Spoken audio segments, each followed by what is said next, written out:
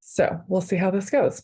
But I just wanted to hop on here today to talk about the shadow side of your dreams coming true, the things that you've worked so hard to create in your life. And I'm going through this right now. So that's part of why I'm like experiencing it firsthand and want to share with you all some of the things that I'm learning in the process. For those of you who don't know, ever since I went to culinary school in Florence over a decade ago, or maybe exactly a decade ago, as I was leaving, I told myself, I am going to move back here. And I think at that time I was like, I'm going to move back here in like a year out of my, younger self naivety. But I held that dream in my heart of moving back to Italy eventually. And now at the very end of this month, my husband and I are making that happen. We're moving to Lucca, and it's something that I've been working towards for 10 years now. It's something that I have really deeply desired, that I've thought about, that I've worked towards, that I've planned for, that I've been dreaming of for such a long time. And it's happening and it's amazing. And I'm so thrilled about that in so many ways, that when this started happening to me, I was really caught by surprise. I did not expect to honestly feel really anything negative or crunchy or challenging with this, other than the actual like packing everything in our apartment and moving out. Like moving, at least to me, is never fun. And so I was really surprised when I started feeling a lot of grief and a lot of sadness and a lot of like really challenging emotions around making this transition from, pre-dream life to the dream is here and it's happening life.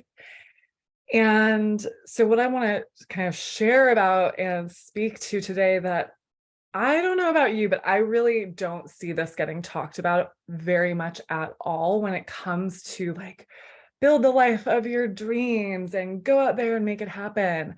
It tends to be like all, at least what's talked about, is like a lot of just like sunshine and rainbows. Like when you get your dream life, like everything's perfect and amazing and you just feel happy all the time. And what I now know to be true by this very like visceral experience I'm having is that it's definitely not all sunshine and rainbows, and it's not all happiness. Any transition from one version of your life to another means that there is an ending happening with the previous version of your life. And with endings come emotions, come grief.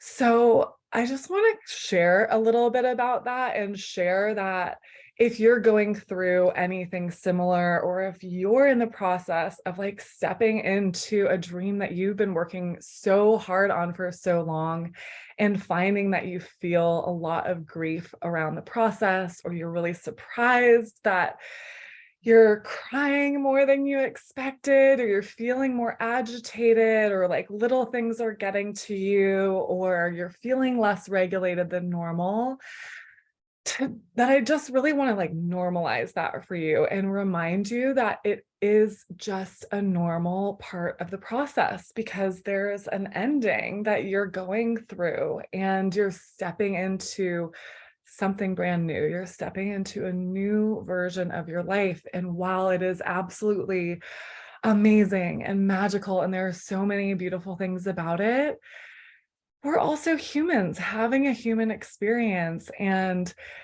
experiencing like sadness for what is ending, and experiencing a sense of loss for what you're leaving behind is so, so normal and natural, and is just part of this process. And it does not mean that you don't really want your dream that you're stepping into. It doesn't mean that you're doing it wrong. It doesn't mean that you're not handling it well. It just is like part of being a human with so many emotions. And ones that can experience this whole 88 keys, as Mama Gina says, of emotions and of that spectrum. So just the first thing I want to share is like full permission to feel how you're feeling, full permission to let that grief and that sadness of the ending be okay. And I also want to share with you some like tips and tools and techniques that I am really actively using right now that I think could be helpful if you're in a similar place, to hopefully just make the process a little bit easier, a little bit more joyful, a little bit more pleasurable. As you know, that's what I'm all about, is how can we infuse everything in your life with more joy, more ease, and more pleasure. And so this is what's really helping me. And granted, and I'll like totally be transparent with this, I literally think I had 2 coaching conversations and a therapy conversation yesterday to get me to this place where I'm able to like be like, oh yes, these are the tools that I'm working in. This is what I'm using. Because Sunday, on the other hand, I was like, wow, I'm really caught by surprise by how big these emotions are. I'm feeling like I'm burning the candle at both ends with this move and holding all the other things I hold in my life. And I felt very short-tempered with my husband, and I felt very easily agitated by everything. And I just felt like I was crying at the drop of a pin. So just know, like, that's the process I've been through to be here, to be able to share, like, oh, here are the things that like I'm now using that I've used to re-regulate myself. And one of the things that my coach today reminded me of as well is like, it's not about being perfect through the process. Like, this is something that I and all of the people that I work with are always working on, is like our recovering perfectionist tendencies or full on perfectionist tendencies. I've put so much pressure on myself as a, mental health and emotional leadership based coach, that like I have to hold it all together perfectly through this process. I can't ever get my feathers ruffled. I can't ever ruffle other people's feathers. Like, me doing this well and me holding myself well through this means like I'm never losing my shit. And I definitely lost my shit on Sunday. So I also just want to share that as well, to say like, it's not about being perfect through this whole process. It's about, if you do lose your shit, noticing that and creating repair. And if you lose your shit, noticing that and seeing like what factors created that? Am I unregulated? Am I under-resourced? How can I help regulate my nervous system, help resource and nourish myself so that that happens less and less and less? Because I don't know about you, but I definitely don't like feeling short-tempered with anyone in my life, especially those that I really, really love and adore, like my husband, who's just so sweet and wonderful to me. So that's what I want to say as well about that. You don't have to get it perfect. You don't have to ever like not like you don't have to never lose your temper. Like, again, we're human. Just recognize it and create repair if repair is necessary.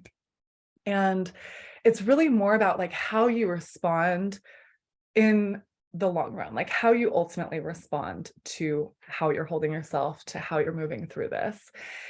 So after Sunday of just like being in a super raw and fragile emotional place and noticing like, oh, wow, I'm definitely like acting in ways I don't normally act. I'm feeling so much more like my temper is so much quicker to react. That's not typical for me. I'm clearly under-resourced. I had been working way longer hours, both on my business and to, do my taxes before we move and pack up our entire life and make all the thousands of decisions that come with that. And I've been working like consistent, I want to say like 12 to 18-hour days for like the last week, which is not my typical flow of work. And it's what is needed right now in some ways. It's what this season is, and I know it's temporary. So that's one of the first tools that I keep using for myself, is like, this is temporary. This is just a season. Reminding myself of that helps me in those moments to kind of put everything in perspective and not like make every little thing such a big deal, and not be so hard on myself and not get so down that it does feel really crunchy right now, but to just keep like taking one step at a time, knowing that it isn't going to be like this forever. And pretty soon we're going to be in Italy, like in a few short weeks, we're going to be living in Italy, and it's all going to feel so, so, so worth it. So just little reminders like that can be helpful.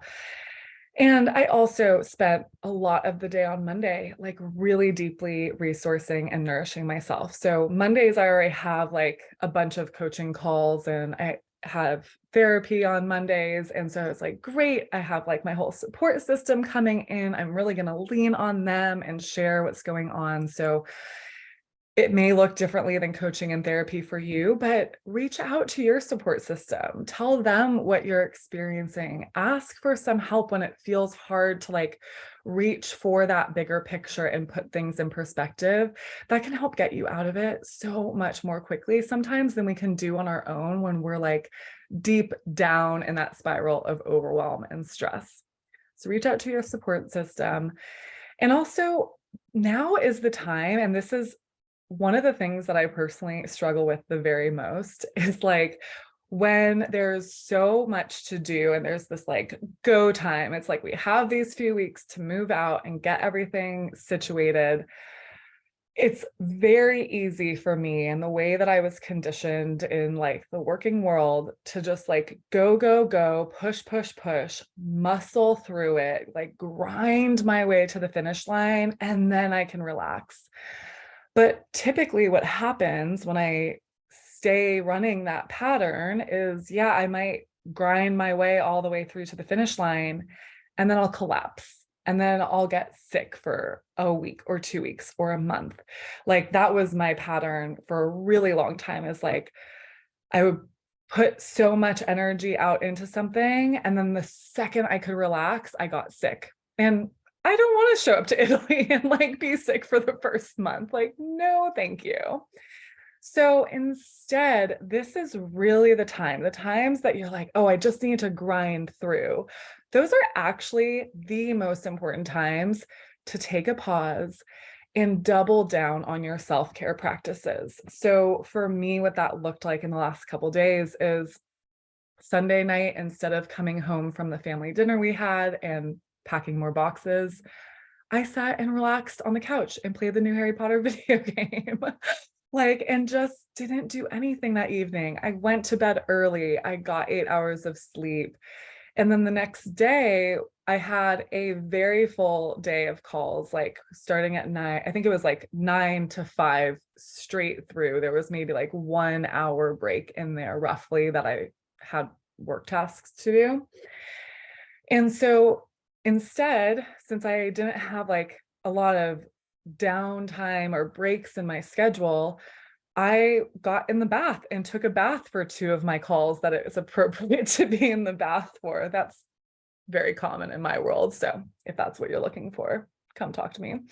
But I was, in the bath on my call with my peer coach. I was in the bath on my office hours call for my mastermind. And I just allowed myself to like infuse more pleasure and like nervous system soothing and ease. And I threw in I pulled out all the stops for this bath. I had like a CBD bath bomb and Epsom salts and essential oils and a candle. Like I really brought it all out. And the other thing that I'm doing is really prioritizing making sure I'm still moving my body every day. So I worked out at 4. I like did that workout, even though it would be so much easier to just lie on the couch and relax during that time, or to keep trudging along, or to do some more work. And I'm making sure I'm really, whether it's going to a workout, whether it's doing like an all stretch class, which Kimberly does these and they're amazing. Let me know if you want that info.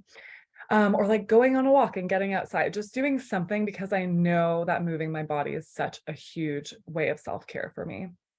And then lastly, I have just recognized like, okay, I can't be working 12 to 18 hours, 14 hours a day, like every single day until we move. So like this Wednesday, I planned like after 4 p.m., I'm going to just be totally off, like have a Haley night. I'm going to Kimberly's stretch class at 4. I'm getting a massage at 5:30, and just going to like chill and relax and have that evening off. And that also, as I'm like working harder on like Monday, Tuesday, Thursday, Friday, helps me be like, okay, I have something to look forward to. I know I'm going to have a rest then. I know I'm going to have a rest like these other points. And I think the last piece is just making sure that I'm getting a solid 8 hours of sleep every single night and more where I can.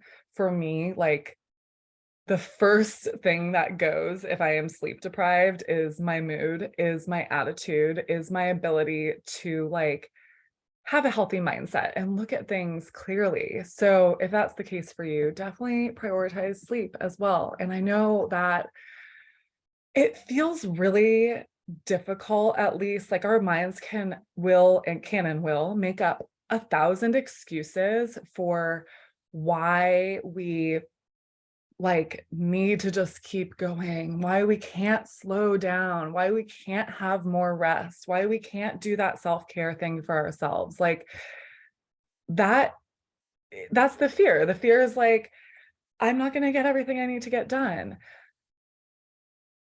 But what I want to kind of offer you and invite you into is like this belief that I have been using is like everything is going to get done because it has to. It's going to get done because it has to. Like we are moving out on a certain date. We have to be out by then. The boxes are going to get packed somehow or another. Does that mean I'm leaving everything to the last minute and like hoping I can wave a magic wand and it's all going to do it on its own? Absolutely not. But it does mean that it helps me to remember that the other piece of this is like, how do I actually want to feel throughout this process? How do I want to be treating the people around me? Like, what do I want to be able to look back on these, these 3 weeks and say about how I held myself and how I showed up? And this may not apply to you, but I know that for me and like the people who are drawn to the kind of work I do in the world, like they don't want to be really short fused with their loved ones. They don't want to be lashing out or just feeling like super cranky and frustrated. They want to like be able to move through things with ease, with kindness and compassion for themselves and others.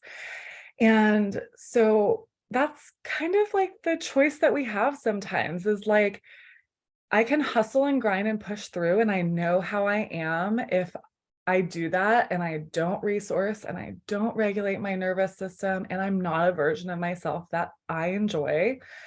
And I doubt I'm a version of myself that other people really enjoy as much.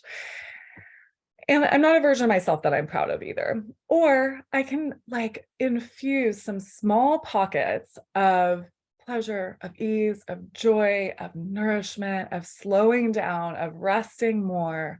And I can show up as the version of me that I am proud of, that I do feel good about, that treats people in my life the way that I want to be treating people in my life. And that for me is a huge, huge value of mine and something that's so important to me. And the last thing that I'll share about the grief specifically, because that was really the shadow side that I wanted to speak to today, is it's really important to, or at least I find it to be more valuable to even like make sure that you're spending pockets of time. It could be 5 minutes one day, it could be 2 minutes another day, but that you're actually giving yourself an opportunity to feel and process those emotions as they're arising.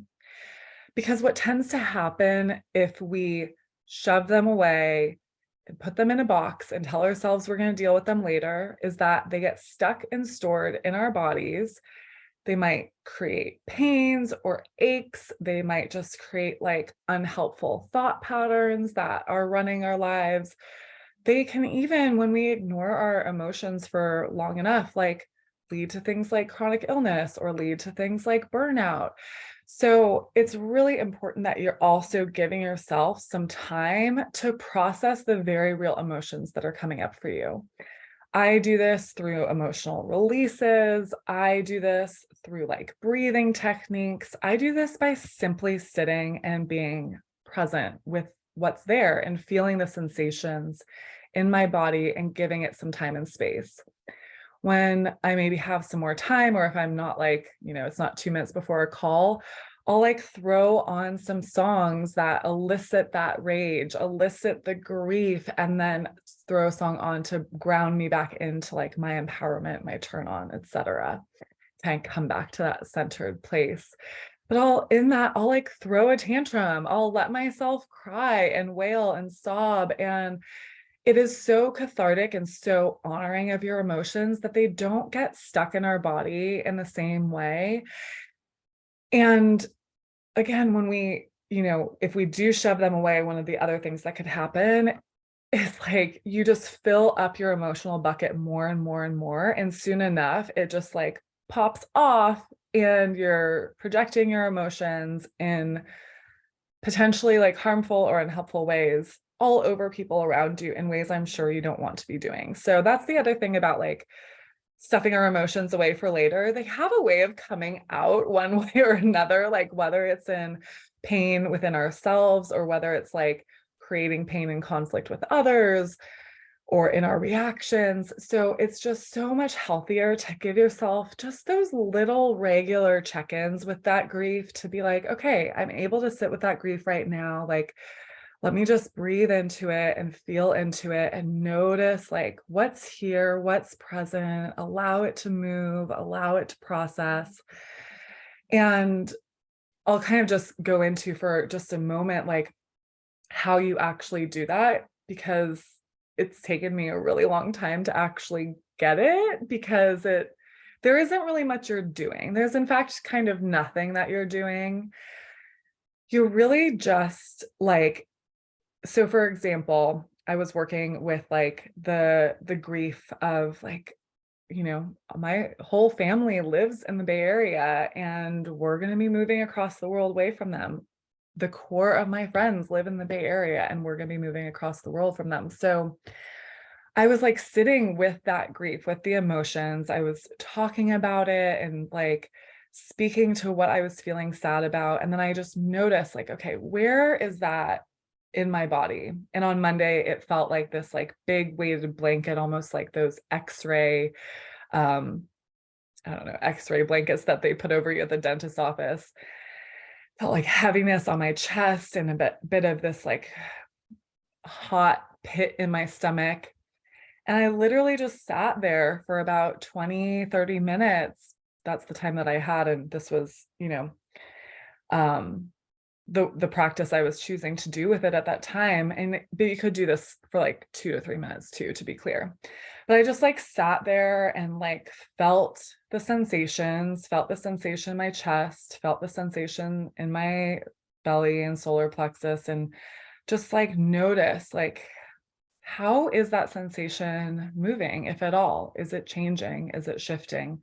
Not with an intention or a focus on fixing it or changing it, but just observing like what's present, what's happening. And simply by being there, being with, giving that focus and attention to your emotions, they do process, they do shift, they do move through your body. It's when we are not with them, when we shove them away, when we stuff them away for later, that they don't have that opportunity to process in the same way. But all you need to do is just be with them, be present to them. So that's my tool for you for how to hold yourself, along with these other tips and techniques and ideas I showed today. So if you're in a similar boat to me and you're like on the cusp of one of your greatest, longest, or just most special dreams coming true, and your life is inevitably shifting and changing in some way, and you're noticing like, oh, like I didn't expect to feel bad about this. I didn't expect to have grief or sadness. I didn't expect to feel cranky or agitated or overwhelmed or stressed. I really hope that this serves you. I really hope that these ideas help you move through it with a bit more ease, a bit more joy, a bit more pleasure, and that it empowers you with a way to hold yourself that you can feel really good about and proud of. So, and if this helped you, as always, feel free to reach out to me and let's chat about working together further. I have a couple spots in my one-on-one practice right now, so would love to have that conversation. The first step is always just an exploration call for you to ask your questions, for us to get to know one another better, for you to share about your desires and where you're struggling and what you want help with, and to see if I'm the coach for you. So reach out if that's the case. And I hope you enjoyed this live today. Hopefully it worked with live streaming from Zoom to Facebook for the very first time. And I just appreciate you watching and being here. Sending you so much love. I hope you have a beautiful rest of your day. Bye.